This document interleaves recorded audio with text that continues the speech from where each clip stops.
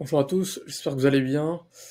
Alors aujourd'hui, je fais une vidéo un peu particulière qui n'a pas du tout l'habitude d'être faite dans ma chaîne.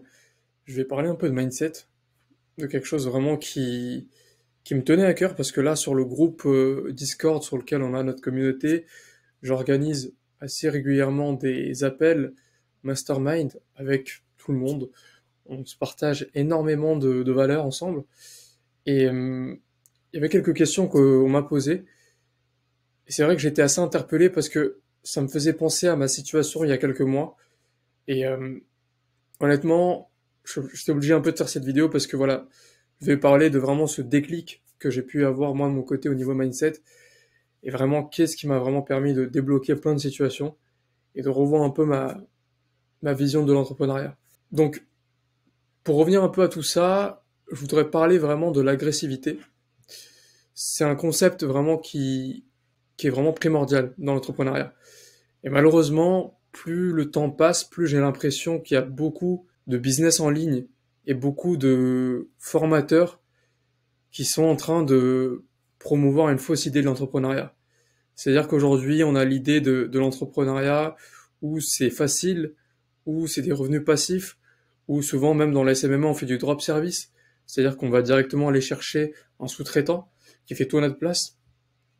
Et je voulais juste clarifier certaines choses aujourd'hui, c'est que rien de tout ça n'existe. Mais vraiment, rien de tout ça n'existe. Même l'immobilier qui paraît être le summum du revenu passif n'est pas si passif que ça en réalité. Il y a énormément de tracas qui arrivent avec. Donc, je veux juste que voilà, vous détachiez un peu cette idée. Et je suis venu là encore une fois pour casser quelques mythes qui m'avaient en tout cas freiné il y a quelques mois.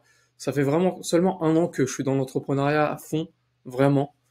Donc les choses peuvent aller assez rapidement et c'est pour ça que voilà que j'aimerais partager tout ça et aider plus d'un qui sont peut-être dans la situation il y a quelques mois, qui veulent se lancer dans les MMA, qui ne savent pas vraiment comment s'y prendre. Et je pense que je suis la meilleure personne actuellement, en tout cas en France, pour connaître un peu ce qu'on peut ressentir vraiment dans son, vous savez, la boule au ventre qu'on peut avoir quand on fait ses appels de vente, quand on fait ses appels de prospection. Donc c'est vraiment ce manque d'agressivité. Un exemple très simple, c'est voilà, quand vous allez faire du cold call. La dernière fois dans le mastermind, j'ai reçu une remarque en disant je suis pas très à l'aise dans le cold call, comment je vais faire?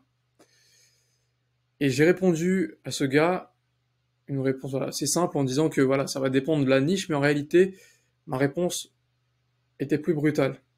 Ma réponse était si t'es pas prêt aujourd'hui à faire du cold call, t'as pas de place dans l'entrepreneuriat. Alors ça peut être assez brut, ça peut être assez agressif comme réponse. Là, je suis vraiment franc à 100% et c'est vraiment vrai. Et je le pense vraiment. C'est-à-dire qu'aujourd'hui, votre capacité à accumuler du stress et à gérer un niveau de stress est directement corrélée avec votre capacité à réussir. Dans l'entrepreneuriat, c'est ça. Et encore plus dans la SMMA. Et encore plus que ça, le niveau d'agressivité que vous devez avoir en prospection, il doit être il doit être vraiment immense. Mais vraiment. Quand je parle d'agressivité, moi, quand j'ai commencé à faire du cold call, j'allais chercher entre 50 et 100 appels par jour minimum. Mais vraiment strict minimum. Il y en a certains qui viennent me voir en disant ok, j'ai commencé un peu de prospection, j'ai fait 10 appels par jour, ça fait 10 jours, je suis un peu fatigué, je vois pas de résultat. Et je me dis, mais vraiment, 10 appels par jour pendant 10 jours, ça fait seulement 100 appels. Tu penses vraiment que sur 100 appels, tu vas avoir assez de retours? Encore une fois, je suis pas là pour faire un peu le motivateur ou faire de la red pill, comme on peut en voir souvent. Mais vraiment, j'ai remarqué qu'il y a un gros niveau de confort qui se crée en ce moment. Et ça, encore une fois, c'est dû à plein de facteurs différents.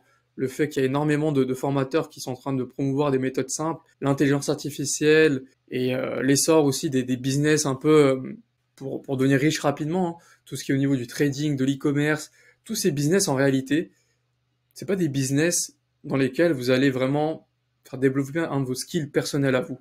C'est pas comme du copywriting, c'est pas comme de la vente où vous devez vous vendre vous-même.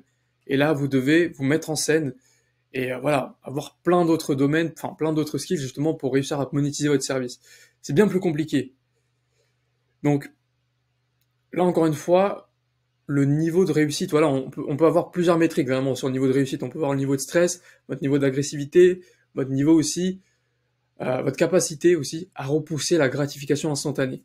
Ça, c'est un point très très important aussi. Aujourd'hui, il y en a trop de ces personnes-là, il y a trop de personnes qui sont, encore une fois là, à faire 10 appels, et ils attendent tout de suite les retours assez rapidement. Non, ça marche pas. Ça marche pas. Et si vous avez ces attentes-là, vous êtes mal barré. Parce qu'il y a des personnes qui vont faire 10 appels par jour peut-être, mais pendant 3 ans. Et pendant 3 ans, ils sont prêts à les faire, quoi qu'il arrive, peu importe leurs émotions, ils vont les faire. Et peut-être que derrière, voilà, ils vont avoir des retours encore plus impressionnants. C'est un peu la métaphore de, voilà, de la personne qui a la tête sous l'eau. Dans l'entrepreneuriat, vous avez souvent la tête sous l'eau, sauf que la plupart du temps, on vous dit quand est-ce qu'il faut remonter. Dans la plupart des business classiques. Enfin, la plupart, pardon, des activités, des choses qu'on entreprend dans la vie. L'entrepreneuriat, c'est un peu compliqué. Parce qu'on vous dit de garder la tête sous l'eau, mais vous savez pas à quel moment il faut remonter.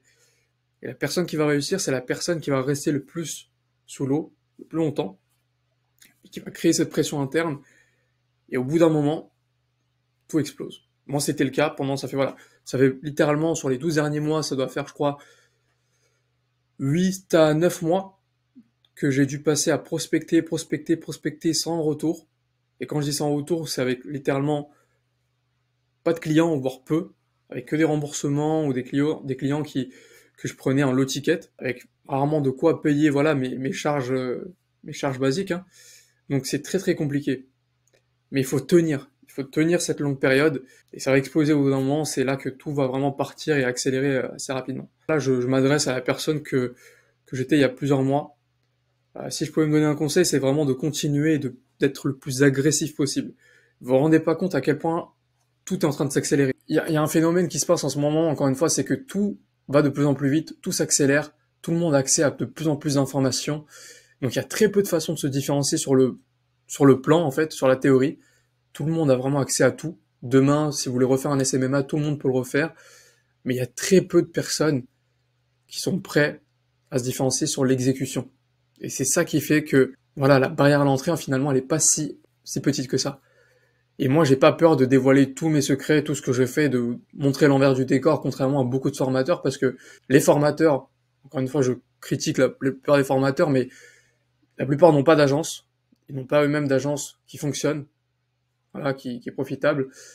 Et du coup, ils sont voilà dans une optique où ils se disent, ok, si j'ai mon agence qui fonctionne pas, soit j'ai très peu de connaissances à fournir sur ce sujet, soit le peu de connaissances que j'ai pas envie de le divulguer parce que justement je vends de l'information et du coup c'est compliqué. Vraiment voilà, c'est pour ça que je voulais un peu faire cette remarque. Moi je vous montre tout, je vous dévoile tout parce que je sais très bien que c'est triste à dire ça, mais je sais que même si je donnais toutes les clés possibles, la plupart vous seriez pas capable d'exécuter. Donc c'est triste un peu le modèle sur lequel je me base parce que c'est pas un modèle sur de l'espoir, c'est un modèle sur le désespoir parce que je sais très bien que la plupart d'entre vous, vous n'allez pas prendre d'action. Mais voilà, à vous de voir le message à l'envers, c'est à vous de vous dire aussi, ok, du coup, si la plupart ne prennent pas d'action, moi je peux le faire. Et c'est ce que je me suis dit moi, il y a plusieurs mois. Donc, encore une fois, soyez agressif. Soyez agressif, faites 3, 4 fois, 5 fois plus que tous les autres. Ne pensez pas pendant plusieurs mois à l'équilibre vie personnelle, vie pro. Mettez toute votre vie dedans. Honnêtement. Je me rappelle il y a des mois, c'était voilà, littéralement 12, 13 heures par jour non-stop.